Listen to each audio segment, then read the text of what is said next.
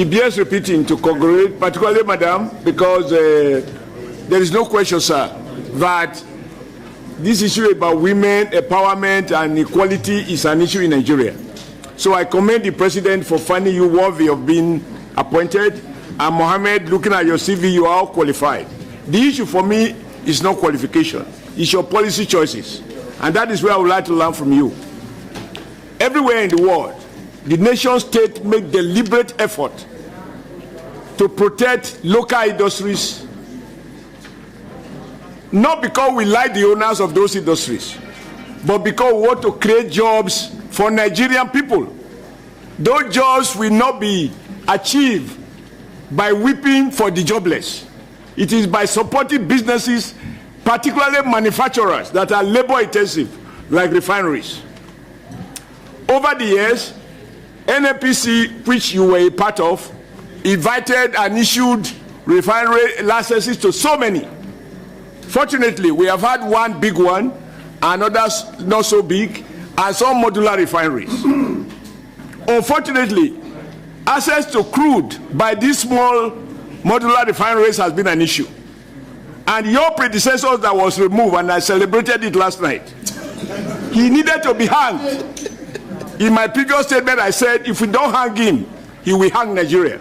Because anyone who is opposed to jobs being created in Nigeria, who prefer importation, importing poverty here and exporting our prosperity abroad, do not deserve to live. I want to see how his case will be pursued to conclusion. With you, sir, having been in the industry, and I imagine in your heart, you lament that refineries that worked before. I was in Kaduna. Many of my relations were getting jobs and contracts, LPO, to the Kaduna refinery. They are all dead. Now that you are here, and in view of the very shameful performance and policy choices of your predecessor, will you be informed by the spirit of patriotism and the details of jobs for Nigeria, not the details of the owners of refineries, the people who work there, who are our brothers and sisters, our children who read chemical engineering, mechanical engineering, etc. What step will you take to balance national interests with this idea of run down the country so that you can import, and people who are adding no value make money without effort? But I want to congratulate you, and more importantly, salute our president for acting properly without allowing for a vacuum. And I'm still going to drink tonight because of the removal of Farouk. They're on the same line, by first of all reminding us, because the first question that I heard from the chairman, really, I can see that he wanted a direct answer. Do we continue to import or don't we continue to import? I can tell you, as a regulator, first of all, what is your primary aim? National interest. If it is deemed necessary to fill a deficit, we must import. If not, we must do what distinguished Senator Adams Oshiomhole said. We have to protect our local investment. Because with local refining, we have been yearning for it. There was a time in this country where the 3 local refineries were the ones meeting our demand. As a matter of fact, the 4th refinery that came into Port Harcourt was for export. And that's why we built the Boni Export Terminal. The products were supposed to be exported, and behold, we started exporting. So really, that is the joy. Finish, meet up your local requirements and export, certainly. But at the same time, we have to protect our local investment. Otherwise, we will see them go the way the textiles went. If I'm not mistaken. The issue of gas to power, yes, of course there are issues. I've lived in it, I've grew in it, and I know where they are. And I think I can use my previous experience and looking from outside now, the key issues that are there. First of all, we must establish a discipline in running our network in this country. You cannot afford to be giving gas on best endeavor basis. Gas is a commodity that is sold before you even start producing it. So there must be contracts, there must be handshakes between the producer to the transporter to the eventual user. There must be contracts. And that is why today the only power plant that is enjoying uninterrupted gas supply is the one in Benin. I've forgotten the name. Because there are contracts, and everybody knows the consequence of not meeting any of the obligations of the contract. Yes. So enforce contracts, enforce what we call the network code. Because when I was MD of Nigerian Gas Company, we saw it coming, that we know that the network will develop to an extent where it may end up chaotic. And that is why we developed network code. We have to implement and operationalize that network code. That's where the discipline is. As to what can we do differently, of course, there are many things that we can do differently. And I said one in my introduction, that the vast of investments required in the midstream are enormous. How do we get people back in the midstream? How do we get, for example, transporting our petroleum products more efficiently by bringing back the pipelines? How do we get gas processing plants adequately installed to meet the demands of the local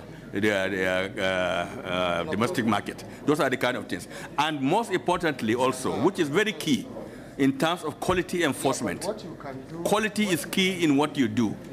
You cannot just be selling products into the cars or trucks without knowing what quality it is. We have established quality. So Standards of the Organization of Nigeria has it. We have to enforce that. But you cannot enforce quality when you don't have a laboratory. You cannot rely on another third party to do it. So my first assignment, of course, is to look at what is available in the authority. And if there is no laboratory, it will become a key investment that we must immediately do. There were questions on catchment areas. Of course, I leave that, but we will look at it. Also, the area where there has been this thing of lack of information. Obviously, we are new. When we get there, I look at what is the problem, and then we'll make sure that whatever this distinguished Senate leads, it will come here to you. And I must thank you very much. I have stakeholder management has been part of me. I've been in this business for a long time, and I think I cannot draw away that one. There is a lot of benefit for both sides to have that engagement and that stakeholder management as smooth as possible. Thank you very much. And our special advisor to the President on Senate matters, Senator Bashir Lado, ON. Let me say, first of all, a very big thank you. Unfortunately, I don't have any senator from Gombe that I can recognize, but let me now adopt the entire committee. Yaro, Yaro is the one I'm looking at. Distinguished, yeah. Yeah, Banganka, sorry, please. Thank you very much. I was looking out for him, actually, because the others are very well familiar faces. Yeah. Thank you very much. Thank you very much. I understand that the distinguished Senator Anjuma Goje and distinguished Senator Ombo are not available. But then, Ningi is Bochi. Thank you very much, sir. Thank you. Let me go back to appreciate the opportunity that has been given to me. My career life has all been in NNPC, right from day one, employed as engineer 2, immediately after NYC. And at that young engineer level, I was just doing nothing but other than supervision of construction of pipelines that were going on at that time. Later on, as I progressed, I moved into the commercial activities where I had to sell gas, get market for gas and sell it. And from that then, I moved out to the design and construction of the pipeline facilities for gas. And ultimately, I was started with operations. My first operation then was to manage the Lagos operation zone of Nigerian Gas Company. From there, I moved on to be the Executive Director of Operations of Nigerian Gas Company. And ultimately, I became the Managing Director of Nigerian Gas Company. I think it was while I was the EDO of Executive Director of Operations of Nigerian Gas Company that I had the privilege of hosting Chairman then of the Gas Committee, Senator Izunaso, here present. It's not distinguished. I must recognize you. Yeah, I must recognize you. I was executive director of operations then in Warri. So from gas, I have had stints of other opportunities to serve in the oil sector. I had the privilege of being the depot manager of Calabar Depot for about 2 years. And I also served as Kaduna Refinery Managing Director for another 2 years. While in Nigerian Gas Company, part of my contributions have been, first of all, to solve the problem. Problem number one has always been whoever is consuming gas always see us doing us a favor. In other words, the 70% consumer of the gas was never willing to pay for any gas. So we had to survive by outreaching into the commercial customers who are going to give us that money that we can continue to operate the Nigerian Gas Company. And that's why my first saddle was to be able to extend gas supply to the corners. And that's how we reach out to Ikeja, Ilupeju, and the rest of them, all parts of Lagos.